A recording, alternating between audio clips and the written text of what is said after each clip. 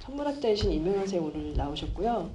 그리고 과학 커뮤니케이터로 과학의 대중화를 위해서 지금 활약하시는 팟캐스트 팟도에 과학하고 앉아있는 진행하시고 과학 토크 과학 같은 소리 하네의 원종우 대표님 모셨고요. 그리고 영화 평론가이시기도 하고 영화 대중문화 평론가이신 또한 그 김봉석 그 에잇 코믹스 현재 편집장님 모셨습니다. 그러면 박수로 환영 부탁드립니다.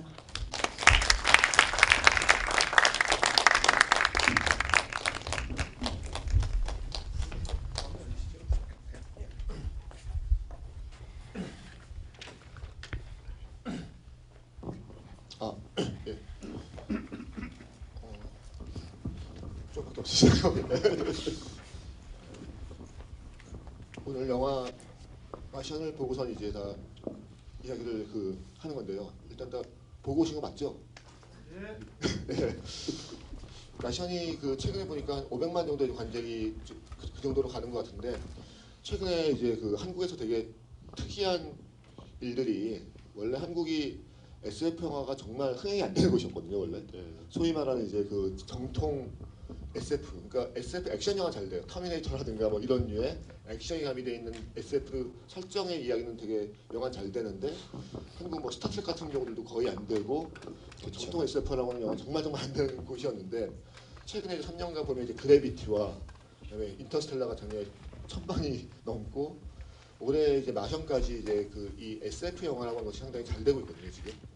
그래서 이제 그리고 특히나 그래비티라든가 이런 영화들은 이제 거의 되게 사실적인, 정말 SF 정통적인 영화라고 할 수 있을 것 같은데, 그래서 저는 보면 그런 것 같으니까 최근에 이제 이 영화의 경향을 보게 되면은 약간 거의 저는 그래비티랑 마션 같은 경우에는 사실 SF 영화라기보다는, 특히 그래비티 같은 경우 당장이라도 벌어질 수 있는 일이 아닌가 싶고, 거의 리얼한 그냥 액션 영화처럼 갖다 보여지기도 하는데, 그래서 먼저 이제 뭐 좀 이렇게 일단 제가 좀 듣고 싶은 거는 어떤 거냐면, 마션이 과연 얼마나 사실에 부합하는가, 얼마나 정말 지금 이제 곧 이제 아직까지 화성에는 사람이 간 적이 없지만 곧 이제 갈 거라고 상정했을 때 과연 마션의 이야기가 얼마나 현실에 부합하는지를 한번 좀 일단 들어보고 싶거든요. 저는 한번. 네.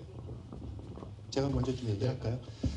마션 저는 그저께 봤어요. 화요일 날 미루다가 결국 봤는데, 책도 이게 좀 빨리 읽고 왔는데 보면서 생각한 게, 지금 말씀하신 것처럼 마션이라고 하는 영화가 있는데, 그게 SF 영화죠. 왜냐하면 아직 벌어지지 않은 어떤 가능성이 있는 일에 대한 근미래에 대한 이야기이기 때문에 SF적인 설정이고, 그런데 오히려 그 작품은 SF라기보다는 그냥 재난 영화, 사실 화성이라고 하는 환경을 뒀지만 그것이 아니라 그냥 이게 그냥 서울이라고 해도 되고, 사실은 어디 파리라고 해도 되고, 칠레에 있는 어떤 섬이라고 해도 되고 상관없잖아요. 그것을 구현하는 그런 방식인 것 같아요. 그래서 이게 SF라고 하는 장르를 차용을 했지만 어쩌면 오히려 그런 재난 영화일 수 있겠다, 이런 생각을 하고요. 그런 것들이 최근에 SF 영화에도 추세인 것 같기도 합니다.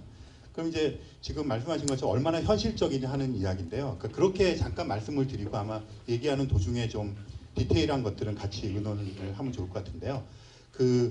거기 나오는 장면의 모든 것들은 다 개연성이 있는 사실들이에요. 그러니까 작가가 쓰신 분의 쓰신 과정 같은 걸 좀 이렇게 조사를 해보니까, 지금 나사에서 현재 진행되고 있는 연구들, 그다음에 이게 완성되었건 이제 만들어 나가고 있건 하는 그런 것들을 다 차용을 했더라고요. 차용을 해서 개연성 있게 구현을 한 거죠. 개연성 있게 구현을 했는데, 그러니까 이것은 일어나지 않은 일이지만 일어날 수 있는 가능성이 굉장히 큰 그런 면에서 현실적이라고 볼 수가 있고요. 그런데 이제 한 가지 좀 말씀을 드리고 싶은 것은, 거기 있는 모든 장면들, 그다음에 거기서 다루는 기술들, 이런 것들이 굉장히 개연성 있게 근미래에 완성될 수 있는 현실적인 것들인데, 한 가지 문제는 그런 거죠. 균형의 문제인 것 같아요.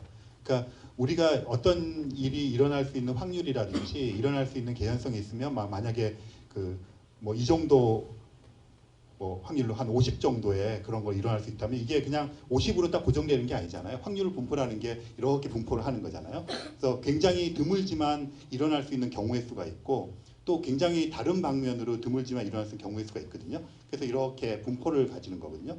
그 마션에서 나타나는 그 주인공이 만나게 되는 폭풍우라든지 뭐가 고장 나는 것이라든지 그다음에 이렇게 그 나중에 다시 도킹을 할 때 이렇게 팔에다가 구멍을 뚫어가지고 그거를 추진력을 해서 도킹을 하게 된다든지 전부 다 개연성이 있는 가능성이 있는 이야기들인데 다 뭐라 그럴까요? 이렇게 한쪽 끝에 있을 수 있는 확률이라는 거죠.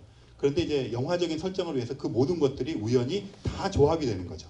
그러니까 사실은 실제 상황에서 벌어질 수 있는 일들은 그냥 평범하게 일어나는 어떤 것들인데 마션에서 이런 상황들은 사실적으로 일어날 수 있는 상황들이고 현실에 기반을 둔 것이지만 어떤 한쪽 끄트머리에 있는 일들을 다 모아서 짧은 시간 동안에 개연성 있게 보여줬다는 거죠. 그러면 그러니까 그런 말씀을 좀 드리고 싶어요. 그래서 그런 균형감을 가지고 이제 좀 보시면 좋을 것 같다는 말씀을 일단 드리겠습니다. 네, 저는 사실 제가 화성이 되게 중요한 소재로 나오는 책을 한 권 썼었어요. 몇 년 전에. 그런데 그 책에서 사실은 그 책을 바탕으로 해서 어린이 만화책을 만들려고 하다 실패했거든요. 잘 됐으면 여러분이 이걸 봤을 수도 있어요. 근데 그 제가 원래 만든 얘기는 사람이 나오는 얘기가 아니고 그냥 설명 다큐멘터리식으로 이렇게 저렇게 방금 말씀하신 것처럼 과학적으로 전혀 틀린 건 아니지만 꼭 틀린 건 아니지만 정말 그럴 가능성 있는 쪽에 극단적인 것만 끌어와서 얘기를 만들어서 이렇게도 되지 않겠냐라는 그런 스토리였는데 그 어린이 스토리를 만들다가 이제 주인공을 넣어야 되니까 주인공이 어린이들이어야 하잖아요. 어린이 메이플 스토리 같은 그런 책을 만들고 했던 거거든요. 주인공들을 등장을 시키면서 얘들을 이제 화성에다 제가 떨어뜨려 놔야 됐던 거예요. 스토리상에서. 그래서 만든 얘기가 이 마션 앞부분이랑 똑같아요. 두 가족이 조금 다르지만 두 가족이 약간 한 20년쯤 후겠죠. 화성 민간 여행의 티켓을 이제 당첨받게 되죠. 그래서 두 가족이 거기에 갔는데 애들이 밤에 한 며칠 있다 오는 거예요. 그냥 사실 뭐 8개월이나 가서 며칠 있다 오는 건 좀 많이 안 되는 거긴 하지만 애들 만나는 그렇게 해도 애들이 뭐라고 안 하더라고요. 잘. 그래서 얘네들이 이제 며칠 있는데 밤에 애들이 밖에 나가 애들은 이제 그런 행동을 하는 걸로 알려져 있죠. 그래서 슬쩍 어른들 모르게 이렇게 수트를 입고 잠깐 나갔던 거예요. 나갔는데 그때 폭풍이 마션처럼 폭풍이 몰아쳐가지고 부모님이랑 애들이 없는 상태인 걸 파악을 못하고 재빨리 이륙을 해서 지구로 돌아와 버려서 애들이 2명이서 화성에 남게 되는 얘기였어요. 되게 비슷하잖아요, 그죠? 네. 근데 이제 그런 얘기를 미국에서 쓰신 그분은 이렇게 영화화돼서 굉장히 많은 성공을 하셨고, 예, 저는 메이플 스토리 같은 만화도 안 만들어지긴 했습니다만은 중요한 건 제 소재도 그때 그 폭풍우가 그 화성에서 굉장히 뭐 시속 300km가 넘는 그런 강력한 폭풍우가 오는 걸로 사실 묘사를 했었는데 이 영화도 이제 그게 전제잖아요. 네. 근데 거기에 대한 과학적인 문제 제기가 있지 않나요? 네, 그렇죠. 그러니까 사실은 아까 말씀드린 것처럼 그런 폭풍이 없다고 단정할 수는 없지만 있기가 되게 힘들어요. 그러니까 화성이라고 하는 공간, 그러니까 우리는 그런 게 있죠. 지구라고 하는 공간하고 화성이라는 공간을 비교할 때 그쪽에서도 똑같은 원소로 이루어진 어떤 물질적인 것에 의해서 구성이 되어 있고 우리보다 질량이 작으니까 중력도 작고 대기가 얇으니까 전체적인 대기의 흐름도 약하고 이렇다고 하는 보편적인 생각을 가져야 되는데 지구와 화성을 얘기할 때 화성이라고 하는 공간이 있으면 굉장히 특별할 거라고 하는 착시 현상을 일으키는 거죠. 그러니까 왜 지구에서는 안 일어나는 일이 화성에서 일어나야 될까? 할 때는 보편성을 가지고 얘기를 해야 된다는 거죠. 그러면 화성의 대기를 얘기를 해보고 뭐 방사능도 마찬가지예요. 방사능도 화성에서 엄청 셀 것이라고 하는 것의 근거는 대기가 얇기 때문에 그것을 흡수해주는 것이 얇다 하니까 그렇게 얘기를 하는 것이거든요. 그러면 그런 같은 맥락에서 폭풍이 몰아치는 것에 대한 메커니즘도 뭐 돌발적으로 회오리 바람 같은 게 일어날 수가 당연히 있죠. 근데 그런 걸 일으키기 위해서는 한쪽과 다른 쪽의 기압의 차이라든가 온도의 차이라든가 이런 것들이 격화되어야 되는데 화성에서는 그 밤과 낮의 차이가 심한 것들은 지구보다 심하지만 또 전체적으로 그 대기의 밀도가 낮기 때문에 이런 흐름 자체에 대한 것이 약하거든요. 그러니까 그런 식의 폭풍우를 만날 확률은 굉장히 낮은 거죠. 그래서 영화적인 설정이나 어떤 우리가 극단으로 생각을 밀어붙이기 위한 장치로서는 있을 수 있는 거죠. 그래서 실제로 영화에서처럼 화성에 유인 탐사선이 갔을 때 그런 폭풍우를 만날 수 있는 확률이 있느냐 하면 거의 없다고 사실은 봐야 되겠죠. 배제할 수는 없지만. 일단 영화라든가 뭐 이제 그 소설이라고 했을 때 보면은 의도적으로 이제 그런 그 극단적인 상황을 만드는 거죠. 그러니까 그래비티도 보고 있으면 이제 그런 극단적인 상황을 만드는 것이고. 근데 보면은 이제 아까도 제가 이제 이야기했었지만 그 이런 이 그래비티라든가 이 마션 같은 영화들이 되게 리얼한 말 그대로 거의 지금 당장이라도 벌어질 수 있는 이야기라고 제가 이제 이야기했었는데 보면 이제 그 이런 장르 SF라고 하는 장르 이 장르가 이제 시작된 거를 보면은 이제 뭐 일테면 처음에 시작한 뭐 휴거 건제백이 쓴 이제 뭐 그 작품을 뭐 1929년 그다음에 뭐 20년에 어메이징 스토리가 만들어지면서 물론 이제 그 전에 H.G. 웰즈의 뭐 타임머신이라든가 줄 베르넌의 뭐 해저 이말리 같은 작품들도 이제 있었지만은 한 100년이 조금 넘었다라고 정도로 이제 벌써 있거든요. 근데 보면 이제 그 시절에는 먼 미래를 상상하면서 아 이런 일이 벌어질 거야라고 하는 것들에 대해서 이제 이야기를 했었는데 보면은 이제 그 지금의 시대 우리가 지금 2015년인데요. 올해 보면 이제 백투더 피처가 이제 개봉을 했는데 그 백투더 피처가 이제 80년대 이제 개봉한 영화이고 그 영화에서 미래로 가는 게 올해거든요. 딱 2015년. 그러니까 현재 그 시대에 상상한 미래가 지금인 거예요. 근데 보면 이제 그 이 감독, 그러니까 이 마션을 만든 감독 리리 스코트가 블레드 러너라고 하는 그 걸작을 만들었어요. 그러니까 SF 영화의 그 지금도 이제 영화사에 남는 엄청난 걸작으로 이제 평가가 되는데 그 영화의 시대 배경이 2019년이더라고요. 그 영화가. 그러니까 단 4년 뒤에요.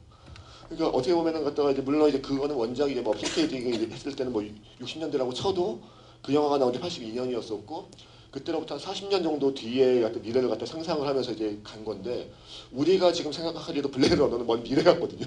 우리가 보기에는. 그렇죠. 네, 그런 것 그래서 저는 어떻게 보면 이제 그 지금 그래비티라든가 현실의 SF라고 하는 것들이 거의 리얼타임으로 SF적인 어떤 이런 것들을 갖다가 보고 있다라고 하는 느낌들도 좀 있는데 뭐 그런 면들 그러니까 블레이드 러너라든가 2019년 아니면 뭐 이런 것들에 대해서 한번 미래라고 하는 것들과 현재 뭐 그런 SF들이 어떻게 보여지고 있는지 그런 생각들 한번 이렇게 좀 한번 이야기해 주시면 어떨까요?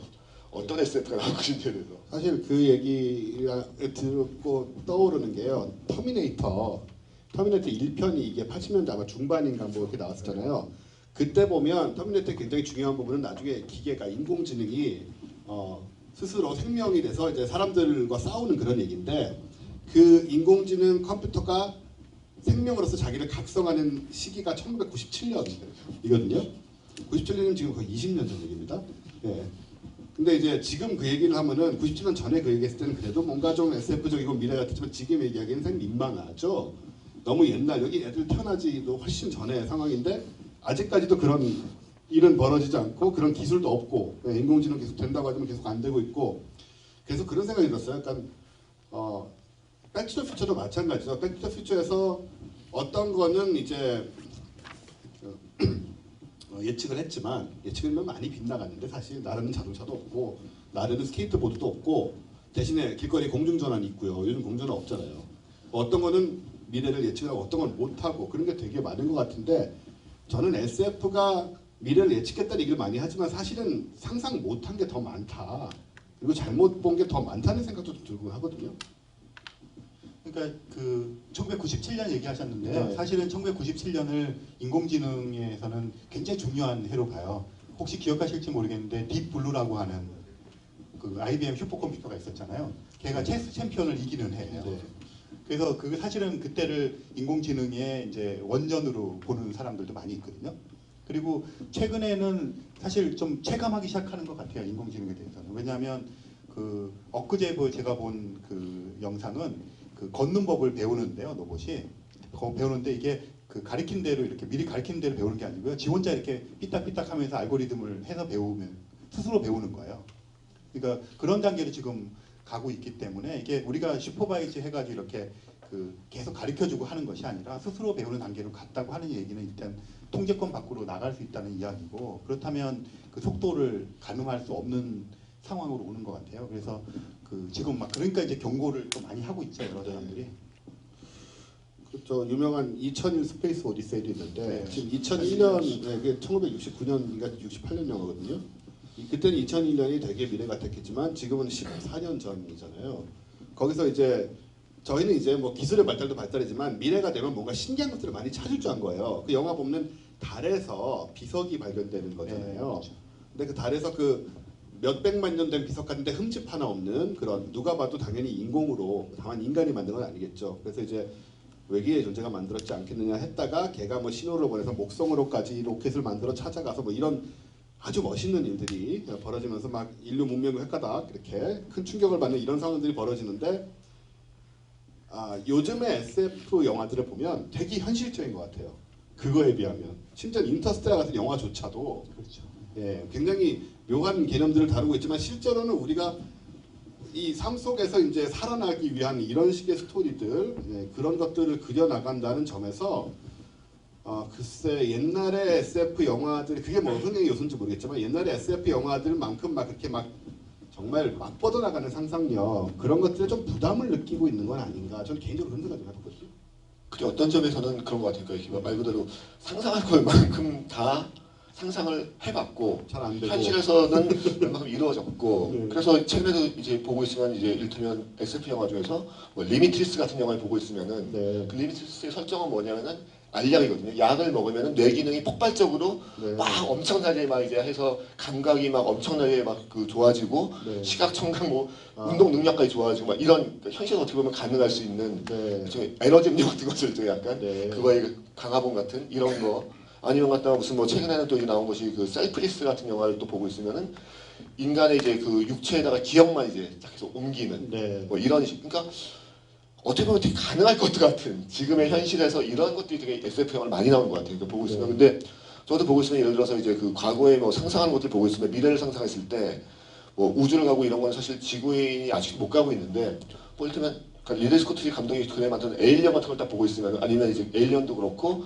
아까 스페이스 오디세이 같은 이런 영화를 보면은 우주여행을 막 하고 있는데 거기서 이렇게 되게 지금 봐도 너무나 구닥다리인 건 뭐냐면은 모니터와 키보드 이건 너무나 구닥다리인 거예요. 그러니까 쫙 치면은 지지지지 이렇게 나오는 그러니까 어떻게 보면 그런 게 저는 이게 뭐냐면 상상력의 한계인 것 같아요. 상상력이라고 하는 것들도 결과적으로는 현실이나 과학에 기반을 둘 수밖에 없는 것이 아닐까. 그러게요. 그렇죠. 그러니까 이게 두 가지로 갈라진 것 같아요. 그러니까 지금 말씀하신 것처럼 어떤 그 기계적인 것들이 개발되어서 기술이 발전하는 속도하고 보면 대부분 이루어지지 않는 것들이 인간이 관련된 것들이거든요. 네. 그러니까 이제 우리 몸뚱아리로 뭔가를 해야 되는 것들이 구현이 안 된 것들이 많아요. 그러니까 그 우리 인간이 생물학적인 몸뚱아리를 가지고 있는데 그것의 한계에 대한 인식이 좀 부족했다고 봐요. 근데 그게 이제 최근에 와서는 굉장히 이제 많이 인식된 거죠. 자각을 한 거죠. 그러니까 이런 몸뚱아리로는 사실은 날아간다고 하는 게 예를 들어서 뭐 달까지는 한 3일이면 가거든요. 아폴로 11호 로켓 그런 거 가지고. 근데 화성까지는 제일 근접했을 때 8, 9개월이 걸려요. 그러니까 이 몸뚱아리로 3일 가는 거랑 그 다음 타겟이 8개월, 9개월을 가는 거는 굉장히 다른 차원이잖아요. 그러니까 8개월, 9개월 동안을 그냥 뭐 설국열차 이런 것처럼 기차 속에만 집어넣는다고 해도 힘들 텐데 로켓을 타고 가야 된다 이렇게 생각을 하게 되면 굉장히 이게 그 현실적으로 하나하나 디테일하게 따져야 될 게 너무 많아지는 거거든요. 생명 유지를 위해서. 그러니까 그런 것들에 대한 자각. 그러니까 우리 인간이라고 하는 것을 그냥 우리는 그냥 생명체와는 다른 생명체와 상관없는 인간. 그런데 그것이 우리도 그 여러 생명체 중에 하나인 생물학적인 몸뚱아리를 가진 존재로서의 인간에 대한 자각. 그것이 갖고 있는 유한성에 대한 자각. 이런 것들이 그 사이에 많이 온 것 같아요. 그러다 보니까 이제는 SF적인 상상력도 거기서부터 시작을 해야 되니까 어쨌든 간에 인간의 몸뚱아리가 그 버텨낼 수 있는 한계 속에서의 그 근미래 또는 그걸 약간 좀 밀어붙이는 형태에서의 그런 그 SF적인 상상력이 발휘된 SF 작품들 이런 게 요즘 유행하고 그러면 우리가 이제 그런 게 있잖아요. 완전히 전혀 모르는 것에 대한서 느끼는 감흥하고 약간 될 것 같으면서도 안 될 것 같은 그런 것을에서 느끼는 감흥들 있잖아요. 네. 근데 그런 것들을 체감하는 것의 차이가 SF에도 반영이 되어서 이런 식의 그 좀 현실적으로 보이는 네. 될 것 같은 SF들이 요즘 유행하는 게 아닌가 이런 생각도 좀 해봅니다. 그 될랑말랑한 상황의 대표적인 것이 화성 가는 거잖아요. 그렇죠. 화성 가는 거죠. 예.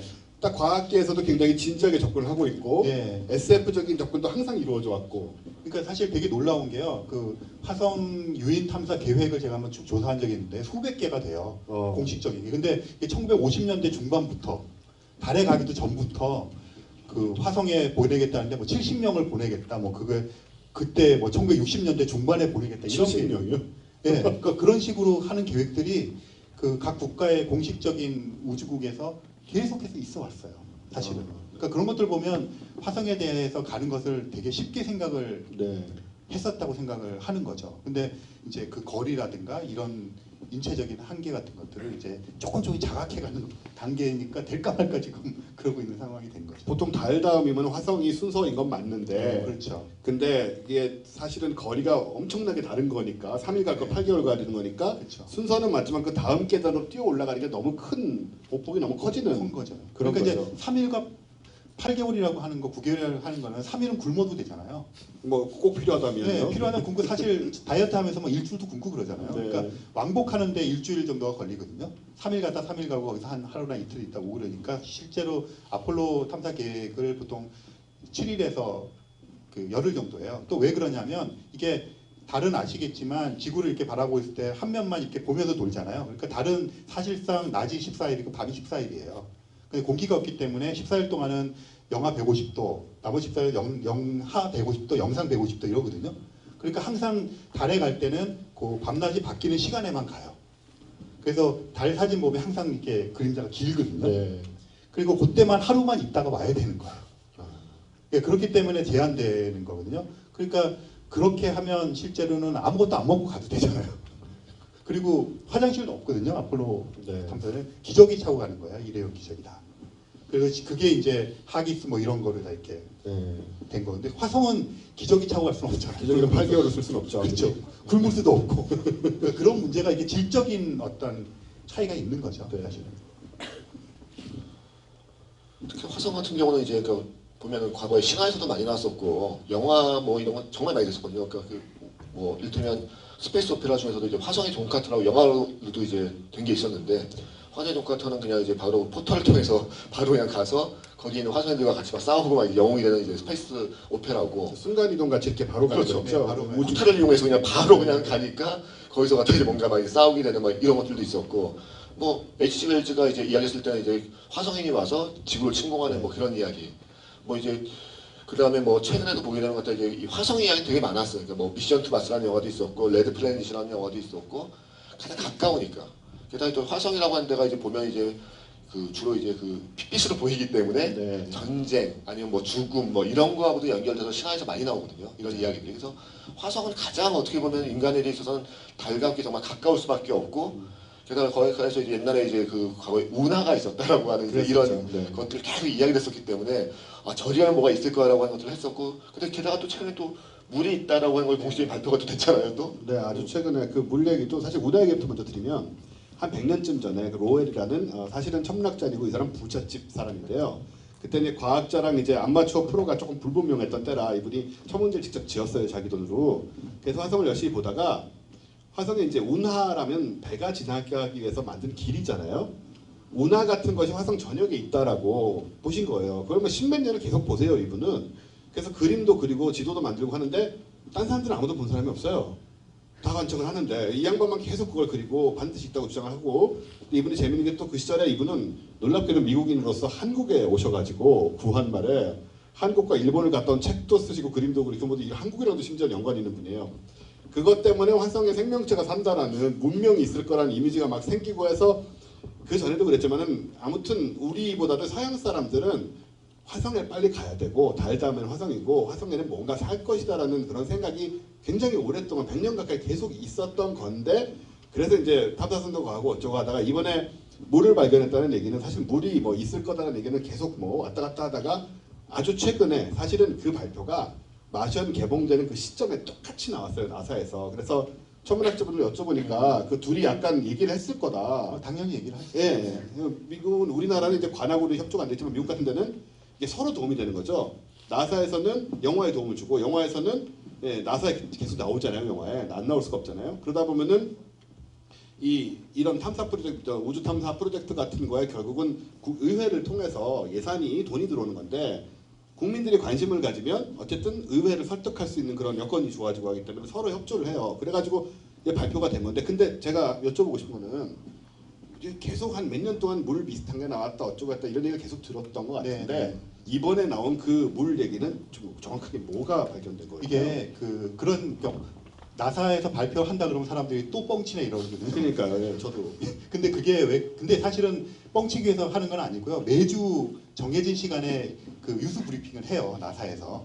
유수 브리핑을 하는데 이제 좀 중요한 얘기다 싶으면 이제 미리 공지를 많이 하는 거죠, 사실은. 네. 그거의 일환으로 하는 건데 그 이번 발표는 사실 2011년 그러니까 벌써 한 4년 지난 거잖아요. 그때 이미 과학자들은 확신을 가지고 있었던 것인데 과학자들이 확신을 갖는다고 해서 그것을 진실이라고 얘기하지 않아요.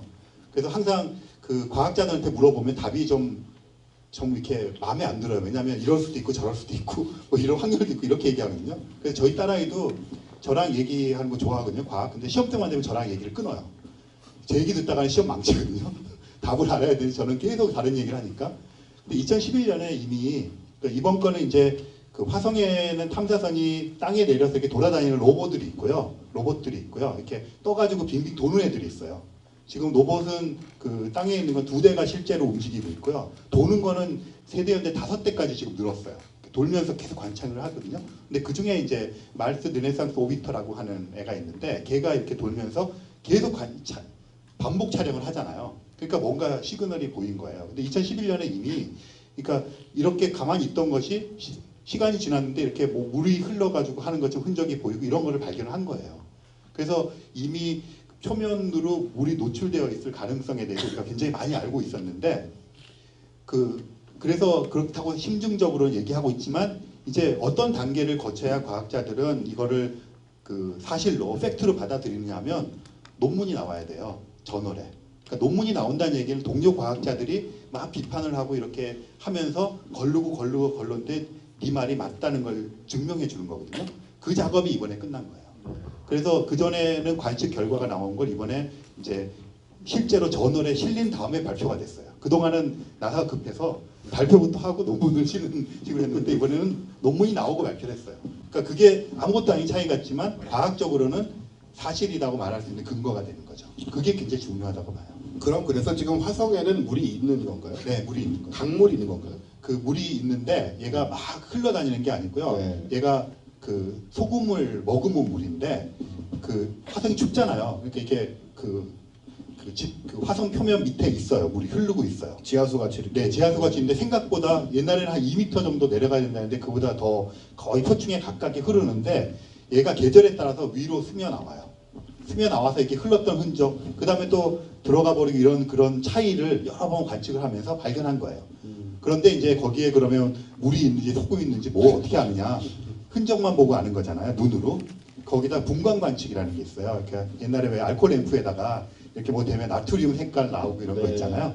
그런 걸 통해서 그 다른 과학자들도 보편적으로 받아들일 수 있는 식의 과학자들의 언어로 된 저널에 과학자들의 언어로 실은 거죠. 그러니까 그래서 이제 확증된 거죠. 증명이 된 거다. 증명이 된 거죠. 네. 그러면 혹시 그래서 이제 화성에 만약에 그 물이 있다라고 하는 확신이 됐으면은 영화 마션에서 뭐가 바뀔까요? 그러게요. 영화 마션에서 바뀔 수 있는 게 그렇다 하더라도 물이 막 넘쳐나고 있는 건 아니거든요. 그 대신에 거기서 사실은 물에 대한 얘기는 별로 언급이 없잖아요. 각관 공급한 것들이 많이 책에는 보니까 좀 있더라고요. 책에는 보니까 예. 영화에서는 그 영화에서 그냥 수소하고 이렇게 해가지고 해갖고 만들잖아요. 하는 거잖아요. 예. 근데 이제 그런 것들을 하는 장치가 이게 이미 가서 그렇게 땅으로부터 추출해서 물을 만드는 장치 같은 것들을 그 정도 규모 지금 마샨에 나오는 규모 정도의 기지를 꾸며놨다면 진작에 만들었어요. 진작에 만들어져 있는 상태에서 일어나는 일들로 꾸며낼 수가 있겠죠. 그렇겠네요. 네. 그러면 씨가 또 물이 있으면은 거기에 박테리아라든가 이런 것들도 있을 가능성이 네, 있는 굉장히 건가요? 크죠. 그래서 지금 그 물이 발견된 장소에 그러면 그런 생각하실 거예요. 아까 로보 2대가 굴러다니고 있거든요. 하나는 큐리오시티고 그 하나는 오퍼튜니티인가 스페이스 중에 하나가 죽고 하나가 돌아다니거든요. 그러면 걔네들을 보내면 되지 않냐? 그 거기를 가가지고 살펴보면 되잖아요. 박테리아 있는지 없는지 있는지 없는지. 예, 예. 근데 두 가지 문제가 있어요. 하나는 얘네들 속도가 되게 느려요. 그러니까 막 달려갈 것 같지만 그런 게 아니고요. 이렇게 하루에 몇 미터씩 전진을 해요. 거북이가 네. 이렇게 이렇게 천천히 전진을 해요. 그러니까 그런 문제가 하나 있고요. 또 한 가지는 그 근처가 금지구역으로 선포가 됐어요. 왜냐하면 우리가 알고 싶은 거는 화성에 화성 생명체가 있는 걸 알고 싶잖아요. 근데 얘네들이 혹시나 오염. 그 지구에서 출발할 때부터 이렇게 멸균을 하지만 묻어간 애를 갖고 있을 수도 있잖아요. 네. 지구의 세균을 네, 그러니까 얘가 가가지고 발견한다 그러면서 직거를 퍼뜨리고 직거를 발견할 수 있는 거잖아요. 그렇죠. 그러니까 그런 논란이 되게 많아요, 사실은. 그리고 실제로 아폴로 탐사선들이 가가지고 뭘 놓고 오잖아요. 관측 장비 같은 것들을. 그래서 그걸 다시 수거해 오거든요. 왔는데 박테리아가 2년 동안 살아 있었던 게 있어요. 우주를 그렇게 왔다 갔다 했는 그러니까 거죠. 아폴로 그 달에다가 갖다 달에 놨는데 있었는데. 묻어간 네. 거죠. 묻어간 거를 다시 수거해 보니까 얘가 거기서 2년을 버틴 거예요. 그래서 다른 화성보다도 훨씬 환경이 나쁜데도 환경이 나쁘죠. 예. 근데도 2년이면. 그러니까 이게 살아있을 확률이 엄청 가능성이 있는 거잖아요. 네, 그렇죠. 그러니까 조심스러워해서 그 구역이 금지 구역으로 선포가 돼 있어요, 사실은. 제가 들은 거는 이게 비슷한 상황이지만 우리가 가서 이제 우리 세균을 박테리아를 버려놓고 이거 화성 박테리아다라고 찾을 수도 있는데 만약에 거기에 실제로 박테리아가 화성 박테리아가 살고 있었다. 그럼 우리 박테리아가 걔네들을 오염시켜서 거기에 생태계를 무너뜨릴 수도 있다고.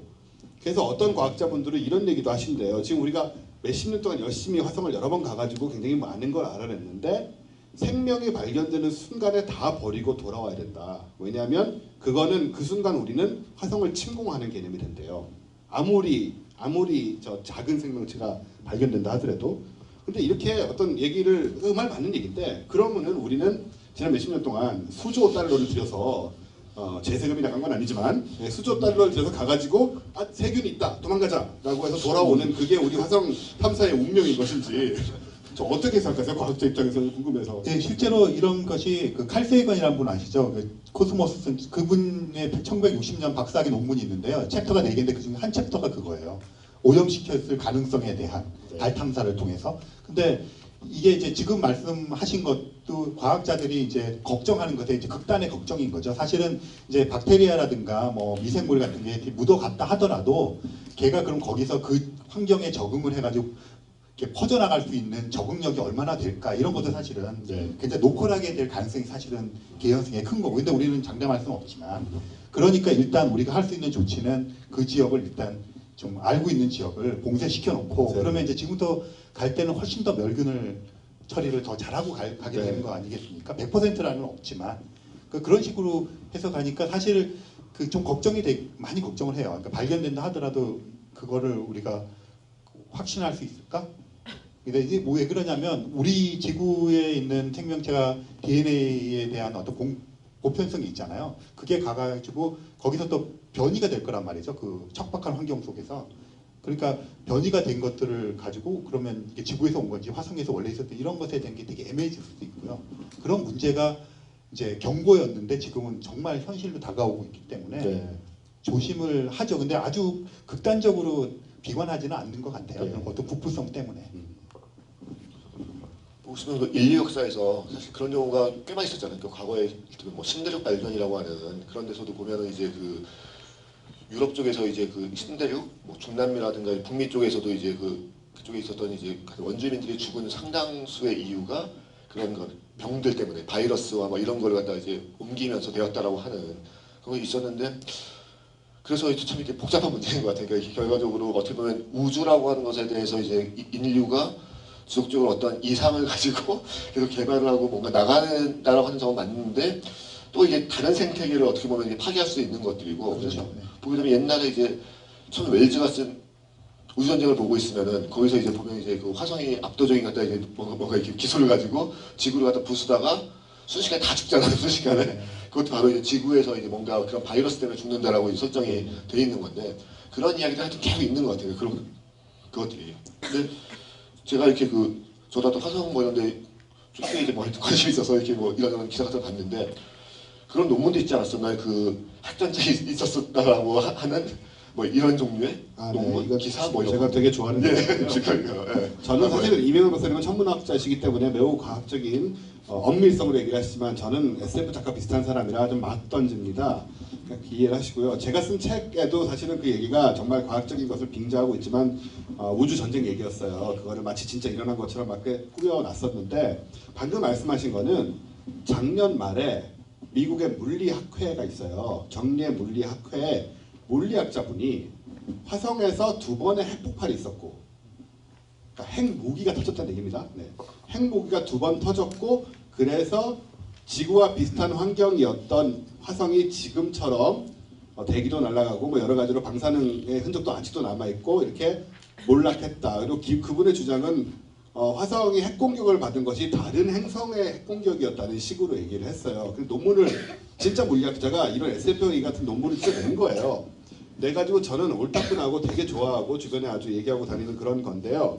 뭐 진위가 밝혀지진 않았지만 어쨌든 물리학자가 그런 얘기를 써냈다는 거는 뭐 어느 정도라도 베이스가 있기 때문에 가능했던 거 아닐까요, 박사님? 그게 이제 그런 거죠. 그러니까 요즘에 그런 게 되게 유행이에요. 그것뿐 아니라 얼마 전에 외계 행성이 하나 발견이 됐는데 그 외계 행성에서 나오는 그 적외선 쪽에 이제 밝기가 우리가 이렇게 밝기가 이렇게 있다가 이렇게 밝기가 이렇게 변하거든요. 뭐 어떤 별이 있으면 그 앞에 행성이 이렇게 지나가면 가리니까 별빛이 변하고 이러는데 그게 과도하게 변하는 거예요. 그럼 과도하게 변하는 원인이 뭘까? 그걸 자연적으로 막 찾아보는 거예요. 그래서 못 찾으니까 그러면 거대한 무슨 인공 구조물을 만들어서 가렸을 거다. 이렇게 상상해 볼 수 있는 거죠. 그래서 지금 말씀하신 것처럼 핵폭탄의 위력으로 화성에서 대기 같은 것들이 되었다 하는 거는 이제 결과론적으로 생각해 보시면 시나리오잖아요. 그럼 화성의 대기가 자기장도 없어지고 대기가 얇아지고 그러므로 거기 있는 원소들이 날아갔다고 하는 팩트가 있는 거예요. 그건 누구나 동의하는 거거든요. 그런 화성을 우리가 관측하고 있는 거예요. 그럼 왜 그랬을까에 대한 이제 생각을 해보잖아요. 그럼 왜 그랬을까에 대한 생각을 들어가다 보면 여러 갈래로 같은 결과를 만들어낼 수 있는 설정을 할 수가 있는 거죠. 한 가지는 핵폭탄을 터뜨렸다고 가정을 하는 거예요. 거기서 핵폭탄은 우리가 인위적으로 뭘 했다 이런 정치적인 걸 떠나서 핵폭탄을 정도의 위력을 가진 그리고 거기서 나올 수 있는 어떤 방사능 같은 것들이 될 수 있는 정도의 힘을 가하게 되면 대기가 좀 와해되고 그 다음에 증발되고 이렇게 할 수 있다고 하는 것을 계산을 해서 제시를 하는 거예요. 그러면 과학자들은 논문을 받아들일 때 계산을 다시 해봐요. 그래가지고 이런 결과가 나올 수 있는가 그런 가정을 하고 나올 수 있으면 논문을 실어주는 거예요. 그런데 똑같은 방식으로 그게 아니라 화성에 반만한 어떤 소행성이 충돌을 하는 거예요. 그러니까 충돌을 하는 순간에는 엄청나게 밀도와 압력이 높아지기 때문에 우리가 상상할 수 없는 이상의 압축이 되고 거기서 압축이 되면서 원소가 생기면서 방사능 같은 게 발현될 수가 있거든요. 그럼 똑같은 결론을 그런 소행성이 충돌했을 때 나올 수 있는 거예요. 그런 논문을 쓰면 또 받아들여요. 그러면 두 가지의 가능성 시나리오와 가설들이 존재하잖아요. 어느 것이 옳은가는 그것을 구분할 수 있는 어떤 결정적인 것이 있을 거예요. 핵폭탄이 터졌다면 이러한 원소들이 나와야 되고 근데 소행성이 충돌했다면 이러한 원소들은 나오지 말아야 된다든가 뭐 이렇게 구분할 수 있는 어떤 것들을 제시를 하거든요. 아마 그 논문도 그런 걸 제시했을 거라고 생각하고요. 그러면 이제 그걸 찾아보는 거예요. 그럼 했더니 여전히 그런 게 발견이 됐는데 어떤 오차 범위 내에서 발견되면 여전히 둘 다 구분을 못하는 거죠. 근데 그 중에 하나가 한쪽으로 기울면 한쪽을 버리는 거죠. 그래서 그런 제안을 지금 할 수 있다고 생각이 되고요. 그렇다는 것하고 그것이 실제 상황이라고 하는 것은 다르다는 말씀을 조금 드리겠습니다. 그 전에 이제 화성에 나온 영화 중에서 미션 투 마스라는 영화가 있는데요. 브라이언트 팔머가 만든 되게 이렇게 일부에서 걸작이라고 이야기하고 일부에서 이제 괴작이라고 이야기하는 건데 그 이유 중에 하나가 뭐냐면은 이 미션 투 마스도 이제 그런 거니까 화성으로 가는 이제 그 과정 가서 이제 이야기를 보여주는데 한 3분의 2 정도까지는 되게 과학적이고 정말 막 리얼하게 막 돼 있어요. 근데 이제 제일 끝부분에 가서 딱 이제 화성에 딱 착륙을 해서 그 화성의 그 유명한 인면함을 가요. 화성에서 그 유명한 그 사람 얼굴 모양을 한 이제 바위 이제 그 거대한 그래서 거기로 가서 그 안에 딱 가면서 문도 있고 해서 딱 들어가 보니까 그 안에 갑자기 영상이 쫙 나오고 뭔가 딱 하니까 근데 그게 뭐냐면은 그런 이야기인 거예요. 뭐 화성에서 마찬가지 금방 이야기했던 그런 식의 막 전쟁이 있었고 그래서 거기서 뭐 그게 지구로 와서 지구에서 뭐 이걸 만들었고 근데 보면 이제 리들리 스코트 감독이 전에 이제 그 에이리언을 만들었었고 그 다음에 이제 재작년인가 프로메테우스였죠. 이제 프로메테우스라고 하는 에일리언을 이제 프리퀄식으로 이제 만들었었는데 처음에 에일리언을 갖다 그게 8년인가 9년이 그때였었는데 그때 이미 만들었을 때부터 엔지니어라는 존재가 나와요. 그 엔지니어라는 존재가 바로 그런 식으로 갖다 에일리언도 만들고 그다음에 이제 프로메테우스에서 이야기하는 건 소위 말해서 이제 지구에 뭐 이런 걸 만들었다는 식으로 그래서 저는 이런 걸 다 보고 있으면서 물론 갖다 뭐 그 전에 갖다 이제 뭐 고대 외계인설을 갖다가 뭐 아까 데니켄이라는 사람이 갖다 이야기도 했었고 막 이렇게 되어 있는데 이런 생각들이 그 서양 쪽에는 많이 퍼져 있는 건가요? 이런 것들이 좀 뭔가 좀 궁금하거든요. 그런 것들이 얼마나 이해가 되고 있는지. 이런 얘기는 제가 대답해야 되는 거죠? 저는 그런 거 되게 좋아합니다. 신기한 거. 옛날에 아주 옛날에 찾아왔던 외계인들의 그림이라던가 뭐 그런 거 같이 보이는 것들이 남아 있는데요. 심지어는 몇만 년 전, 몇십만 년 전에 그려졌다는 동물 벽화라든가 이런데도 마치 외계인 같은 그런 이상한 그림들이 남아 있어요. 그래서 이걸 이제 고대 외계인설이라고 하는데요. 옛날부터 아주 외계인들이 찾아와서 지구의 문명에도 관여를 하고 뭐 심지어 인류의 진화에도 관여를 했다 이런 주장들이 있고요. 근데 이게 현대에 들어와서는 원래 이제 뭐 사실은 우주라든가 외계라든가 이런 개념 자체가 인류한테 생긴 게 오래 안 돼요. 한 100년 전까지만 해도 그 비슷한 현상은 전부 도깨비, 유령 혹은 뭐 요정 이런 식으로 해석하던 것을 왜냐하면 우주에 나간다는 생각도 해본 적이 없고 우주가 뭔지도 몰랐거든요. 그러다가 한 100년 전쯤에 돼서야 좀 우주에 대한 개념이 생기면서 그게 싹 이제 외계인, UFO 이런 쪽으로 싹 바뀌어요. 얘기들이 다 비슷한 얘기들이. 근데 그때 이후로는 끊임없이 그런 얘기는 나왔던 것 같고 그래서 어떤 시점에서 인류에게 관여를 해서 인류를 변화시키고 아까 스페이스 오디세이 그 비성 얘기했지만 그것도 그런 얘기였잖아요. 그런 식으로 관여를 해서 우리한테 영향을 주고받았고 우리가 원한다면 그런 흔적도 찾을 수 있으며 결국은 아까 엔지니어라고 말씀하셨지만 그런 사람들을 그런 존재와 다시 접촉도 할 수 있을 것이다. 이런 생각은 되게 뿌리 깊게 있는 것 같고요. 잘은 모르겠지만 지금 예를 들어 화성 아까 핵전쟁 얘기도 나왔는데 화성에는 뭔가 박테리아, 세균 이상의 뭔가 있을 거라는 기대를 한 사람이 사실 되게 많거든요. 저도 그 중에 하나긴 한데요.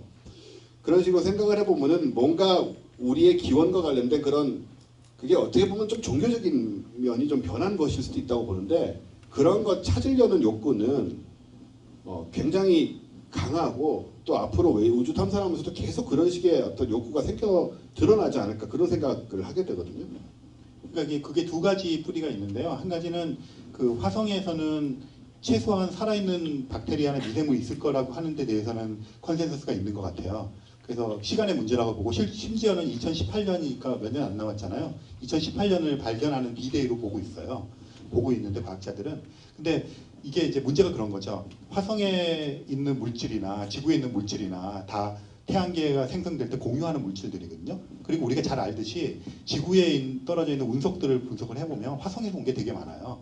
달에서 온 것도 있고 금성에서 온 것도 있고 수성에서 온 것도 있고. 그래서 이 그 물질 간의 교류 같은 것들이 우주 초창기에 굉장히 빈번했다는 걸 우리가 알고 있거든요. 또 소행성, 해성 같은 걸 충돌하면서 어떤 물질을 공급하고 그러니까 태양계에 있는 각 행성들의 물질이라고 하는 것이 지구만 동떨어져서 이렇게 존재하는 것이 아니라 그렇게 공유를 했기 때문에 그래서 심지어는 그렇게 얘기하는 사람도 있어요. 화성이 지구보다 먼저 지구 같았거든요. 초창기에. 지구가 펄펄 끓고 있을 때 화성은 좀 식었어요 벌써. 그래가지고 물이 넘쳐나고. 근데 그 굉장히 그 기간이 짧았던 거죠. 짧은 기간 동안 물이 넘쳐나고 있었기 때문에 화성에서 먼저 생명체가 생겼을 개연성이 되게 높아요. 실제로. 그러면 거기서 충돌하거나 그러면 그 운석을 타고 그 지구로 떨어져가지고 들어온 것이 이제 기반이 되어가지고 지구상의 생명체의 이제 첫 뿌리가 되는 거죠. 그렇게 됐을 개연성에 대해서 굉장히 진지하게 생각을 하고 있어요. 지구 생명의 기원이 화성이다. 네, 그렇죠. 모른다. 네, 그건 이제 연대기상으로도 화성이 먼저 돼 있을 개연성이 높고 그런데 거기서 온 생명체라고 하는 것은 이런 몸뚱아리가 아니라 미생물이나 박테리아 정도 단계 아니면 그거보다 더 낮은 유기화합물 정도 단계 이런 게 온 다음에 지구라고 하는 환경에 적응해 나가면서 생명으로 출현될 가능성에 대해서는 굉장히 개연성 있게 받아들여요. 네. 그러니까 이제 그거를 비약하면 이렇게 되는 거죠. 우리의 고향은 화성인 거죠. 그럼 우리는 화성에서 오는 화성인이 되는 거죠. 네. 그러니까 그 사이의 것을 어떻게 보느냐에 대해서 SF와 과학이 되는 거죠, 사실은. 그러니까 그렇게 되는 거고요. 또 한 가지는 문명에 대한 건데요. 최근에 와서 그 천문학적인 관측이 굉장히 정교해지다 보니까 문명체를 찾는 작업이 엄청나게 많아졌어요.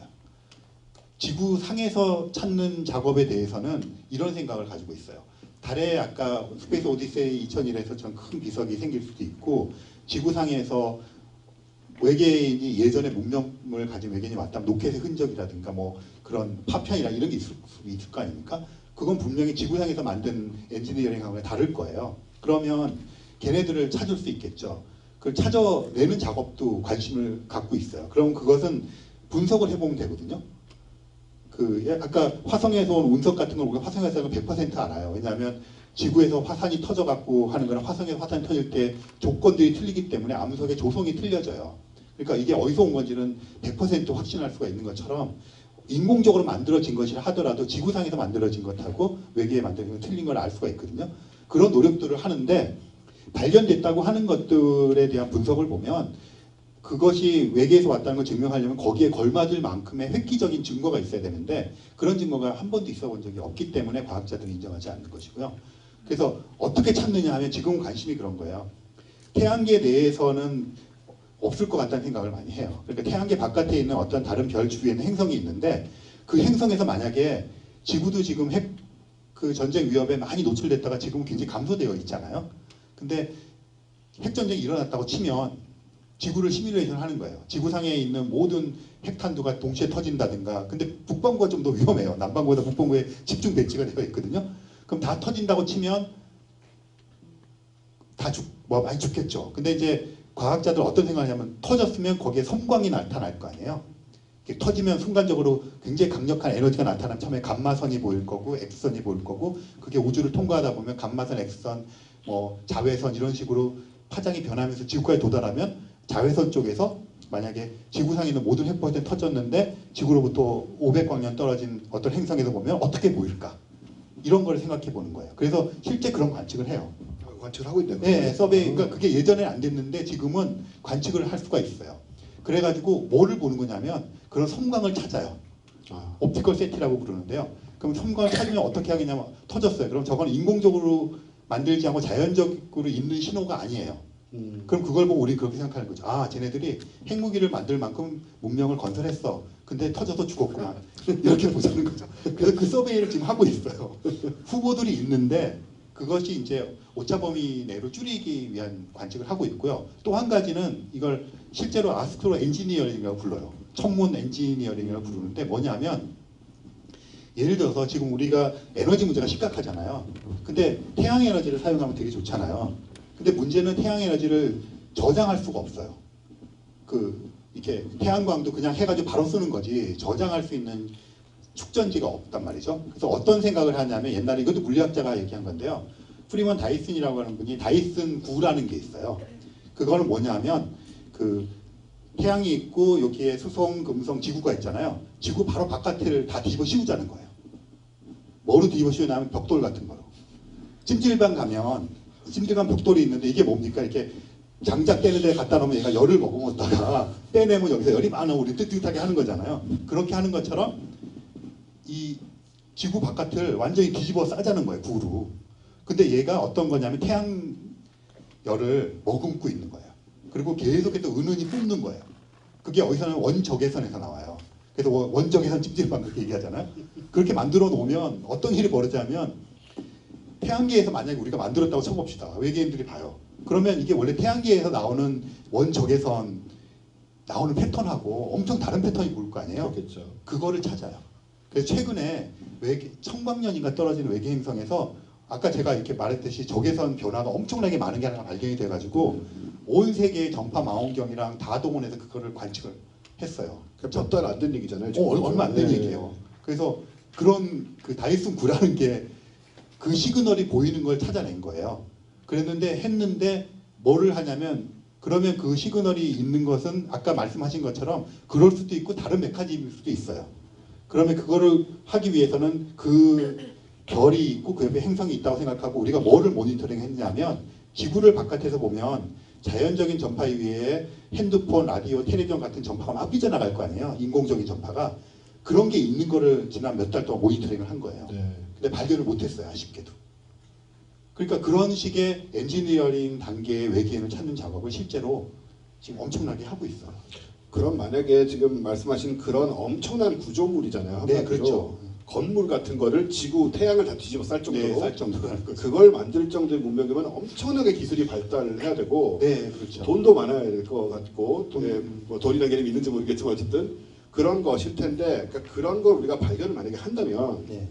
그러면 그 말은 그 말 그대로 그 자리에는 그렇게 발달한 외계인들이 살고 있다는 확증이 되는 거잖아요. 그렇죠. 네. 그럼 그걸 지금 찾고 있는 거죠. 그런 걸 찾고 있는 거죠. 네. 그 전에는 그거를 찾을 생각은 61년에 한 거예요. 그 다이슨이라는 사람 61년에 이 논문을 발표한 거예요. 그러니까 이게 논문을 발표한 거거든요. 예. 다이슨 구라는 게.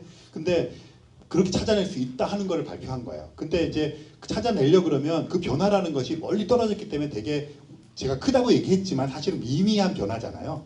그 미미한 변화를 찾아낼 수 있을 만한 망원경이 21세기 들어와서 생긴 거죠. 우리. 기술이 없어서 그때 못 하고요. 기술이 없어서 못한 거고요.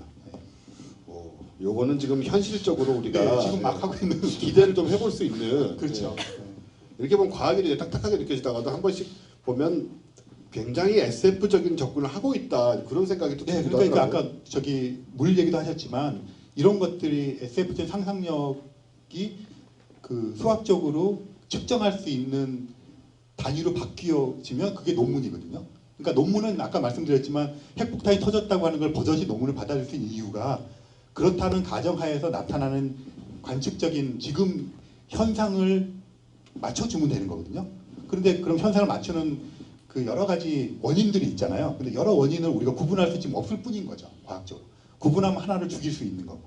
그러니까 SF적인 상상력이 사실은 과학 논문에도 충분히 들어가고 지금은 오히려 소설보다 더 많이 들어가는 것 같아요. 논문으로. 네. 보고서는 갖다 이렇게 아까 처음에 이야기한 것처럼 SF 영화들도 그렇듯이 이게 다 논문도 어떻게 보면 갖다 거의 현실적으로 가능할 수도 있는 이야기가 되고 있는 것 같아요. 정말로. 네, 맞아요. 그래서 시나리오란 말을 많이 써요. 그 실제로 그 천문학 논문에서는 이러이러한 정황이 있는데 시나리오란 말을 쓰고 이렇게 하면 검증 가능하다 이렇게 제시를 하는 거죠. 그래서 망원경 만들어야 되니까 돈 달라 이렇게 하는 거죠. 그런 점에서는 그 아까 얘기했지만 인터스텔라가 있었고 이제 그전에 그래비티가 있었는데 네. 뭐 그래비티는 갖다 이제 좀 마션과 약간 비슷한 영화지만 사실 인터스텔라는 되게 복잡한 영화잖아요. 사실 이게 그럼 한번 약간 그 평가를 해주시면 인터스텔라에서 이야기가 되고 있는 어떤 과학적 지식이나 특히 거기는 보면 이게 다차원이 나와요. 다차원. 그래서 이제 그 과거, 현재, 미래가 융합되어 있는 막 이런 공간이 나오고 그러는데 그런 거는 과학적으로 어떻게 지금 볼 수 있을까요? 인터스텔라는 그러니까 마션은 지금 현재 개발되고 있는 근미래에 그 이루어질 수 있는 그 기술을 극단으로 이렇게 밀어붙여 본 거거든요. 근데 인터스텔라는 그걸 이제 뭐 아시겠지만 이렇게 그 자문하신 분들 캡손이라고 하는 이론 물리학자시고 이론 천체 물리학자거든요. 그러니까 거기에 나오는 것들 대부분 이론이에요. 이론을 이제 구현시키는 거죠. 이론을 구현시키기 위해서는 그 구현시킨다는 얘기는 그 사이에 엔지니어링이 들어간다는 얘기인데 그 엔지니어링에 대한 것을 빼고 이제 구현됐다고 하고 얘기한 게 인터스텔라거든요. 사실은 그 웜홀도 그냥 저 외계인 같은 뭔가가 주어진 거라 네. 인간이 만든 기술로 만든 게 아니었잖아요, 그죠? 그렇죠. 사실 이제 그 블랙홀이 있으면 블랙홀 통과해서 웜홀 통과해서 화이트홀로 해서 다른 지역으로 가는 건데 문제는 그거죠. 이론상으로는 이 자리에도 블랙홀 만들 수가 있어요. 이론 물리학자들은 종이만 있으면 되거든요. 요즘 종이도 필요 없죠. 뭐 그냥 머릿속 생각해서 두드리면 되잖아요. 그렇게 만들어낼 수 있는데 문제는 그런 거죠. 그 다음에 이론 물리학자들이 계산을 했어요. 그 다음에 만들어 그러면 엔지니어들이 만들어야 되잖아요. 그렇죠. 근데 엔지니어들을 만들려 그러면 재료가 있어야 되고 근데 그 블랙홀을 만들려 그러면 굉장히 어떤 물질을 이렇게 압축시켜서 밀도가 되게 높게 만들어야 되거든요. 근데 압축시키는 건 공짜가 아니잖아요. 에너지가 소비되잖아요. 그럼 그 많은 에너지를 소비시켜서 블랙홀을 만들면 그렇게 만들 수 있는 주체가 되는 나는 이런 몸통 안에 있을 수 있을까? 그런 이제 딜레마에 빠지는 거거든요. 그래서 예를 들어서 영화에서는 토성 근처에다가 그 떡하니 블랙홀이 있어요. 그래서 그걸 통과해서 다른 데로 가는데 그 근처에 있으면 태양계가 작살나는 거죠. 그 블랙홀 때문에 태양계 자체가 작살났어야 되는데 그렇다고 이거를 다른 행성에다 하면 다른 행성까지 가는데 제일 가까운 행성까지가 지금 한 비서그 4년 정도 가야 되거든요. 그러면 로켓으로는 5만 년을 가야 돼요. 그게 현실적이지 못하잖아요. 근데 토성까지 가는 것 정도로 타협을 하는 거죠. 그래서 인터스텔라가 훨씬 더 이론적인 기반으로 이론적으로는 다 맞는 얘기고요. 근데 엔지니어링 단계를 이제 SF적으로 제외하고 되었다고 치고 하는 것이니까 마션보다는 훨씬 더 먼 미래 우리가 아직 해결해야 될 문제들이 많은 것이죠. 여기서 지금 이론이라고 얘기하시는 거는 전부 수학입니다. 아, 그렇죠. 수학적. 예, 말로 뭐 이렇게 어쩌고 얘기하는 게 아니고 방정식이 양변이 맞아 떨어지는 방정식을 그린다는 얘기죠. 그래서 그 수학식을 가지고 이게 웜홀을 네. 그려낼 수도 있고 블랙홀을 그려낼 수도 있고 한 거고. 그럼 이제 지금 아까 얘기하신 게 좀 과학자와 공학자의 차이예요. 과학자는 사이언티스트고 공학자는 엔지니어입니다. 그래서 제가 과학자 공학자분하고 셋이서 얘기를 한 적도 있는데 과학자는 이 수학을 만들어요. 던져놓습니다. 그래서 자, 이 방정식이 이렇게 되니까 이걸 충족시킬 수 있는 기계를 니들이 만들어라. 그럼 공학자 입장에서는 이거 뭐 어떡하라는 얘기인가. 이게 웜홀의 방정식이래요. 그래서 이제 네가 어떻게 되든 너는 이제부터 네 일이니까 네가 뭘 뭐 어디 물레동 가서 뭐 기계를 사오든 뭘 하든 해서 이 웜홀을 만들어내라고 하면 예, 그거를 사실은 현실화하는 건 완전 다른 문제거든요. 돈 들죠, 시간 들죠, 위험하고 어렵고 뭐 기술적으로 불가능할 수도 있고 그런 이제 그런 차이들이 있어가지고 사실은 우리가 방정식으로는 정말 우주의 깊숙한 비밀들을 지금 이미 많이 찾아내고 네, 있지만 엄청나게 다 알고 있죠. 네. 그걸 우리가 진짜로 가고 만들어내고 해내고 하는 부분은 또 다른 문제라 그 어떤 구별들이 좀 있는 것 같아요.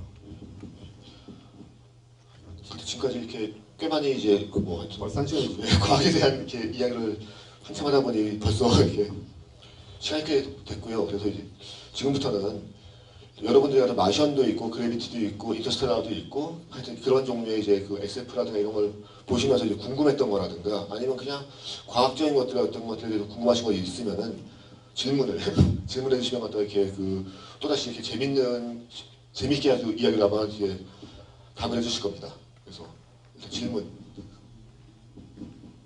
보통 이제 언론이라거나 아니면 유튜브 같은 데를 보면 막 비행 접시가 딱 달리는 영상.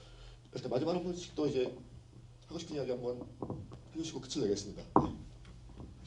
먼저 할까요? 네. 예, 뭐 방금 다 말씀해 주셨지만 일단 SF 영화들이 요즘 정말 재미있고 옛날엔 SF가 상상 쪽에 정말 많이 기울어 있었어요. 근데 지금은 과학적인 것들이 일반에도 많이 퍼지다 보니까 과학적인 걸로 뒷받침을 꽤나 할 수 있는 그런 상상들의 얘기가 많이 등장을 해서 우리가 앞으로 과학 같은 걸 발전시키는데 어떤 자극이 될 수 있는 그런 구체적인 면들이 더 많이 생긴 것 같아서 좋고요. 또 그런 놀라운 거는 또 이런 아주 황당한 영화들도 사람들이 좋아하지만 그렇게 과학적인 요소들하고 섞여 있는 영화들을 한국 분들도 굉장히 좋아하셨다라는 게 증명이 됐잖아요. 그래비티 때부터 400만하고 1000만하고 500만하고 지금 그러고 있는데 그런 점에서 저는 사실 과학을 쉽게 얘기하는 게 제 직업이거든요.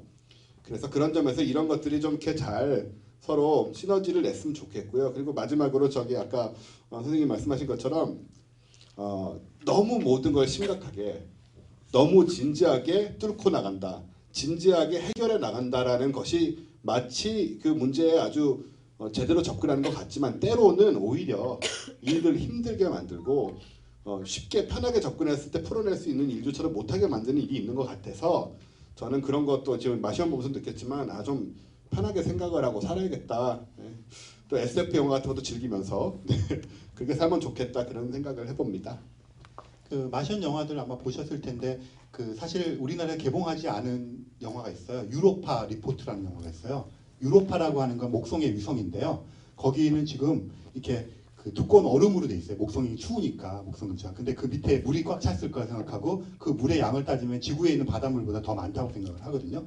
또 거기에 마침 소금물인 것 같고 막 이렇게 발견이 되면서 유로파 리포트라는 게 뭐냐면 지금 마션처럼 유로파라고 하는 그 목성의 위성에 이제 유인 탐사대를 보낸 거예요.